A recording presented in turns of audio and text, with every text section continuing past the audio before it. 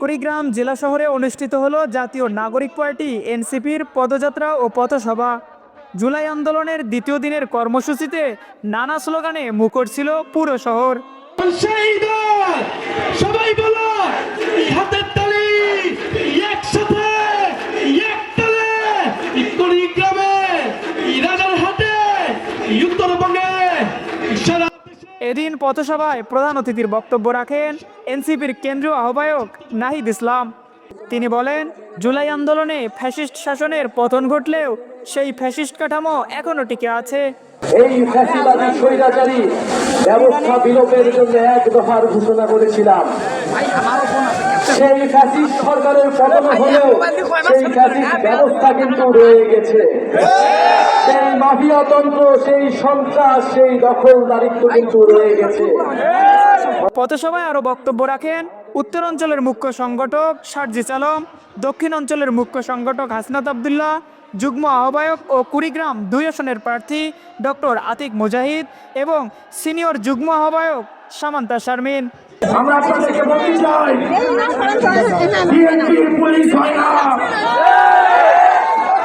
আওয়ামী লীগ পুলিশকে আওয়ামী লীগের বানাতে চেয়েছিল, তার পরিণতি আপনারা দেখেছেন। আমরা আপনাদেরকে বলবো, কোন রাজনৈতিক দলপন্থী না হলে আপনারা বাংলাদেশ পন্থী পুলিশ হয়ে উঠুন।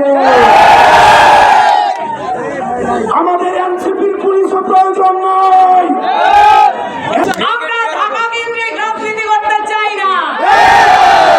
আমরা চাই প্রত্যেকটা জেলায় উপজেলায় ছড়িয়ে পড়তে। আপনাদের সহযোগিতায় আমরা এই রাষ্ট্র পুনর্গঠনের দায়িত্ব নিয়েছি। বাংলাদেশের যত রাজনৈতিক দল আছে, বিদ্যমান যত রাজনৈতিক পক্ষ আছে, সকলে কম্প্রোমাইজ করেছে। আমরা ছাড়া এই বাংলাদেশের ভবিষ্যৎ কারো হাতে নাই। আমাদের কোনো দল নাই, আমাদের কোনো মত নাই, আমাদের কোনো গোষ্ঠী নাই, আমাদের কোনো ব্যক্তি নাই, আমাদের একটাই চাওয়া, কুড়িগ্রামের উন্নতি। এর আগে দুপুর 12:30টায় রাজারহাটের সোনালী ব্যাংক চত্বরে সংক্ষিপ্ত পথসভা শেষে এনসিপির কেন্দ্রীয় নেতারা জেলা শহরের ত্রিমোহনীতে এসে পৌঁছান। পরে সেখান থেকে স্থানীয় নেতাকর্মীদের সাথে নিয়ে পদযাত্রা শুরু করেন তারা। এই পদযাত্রা শহরের ঘোষপাড়া শহীদ মুক্তিযোদ্ধা স্মৃতিফলকে এসে শেষ হয়। আব্দুল আল আমিন, নিউজ ডেস্ক, তৃণমূল।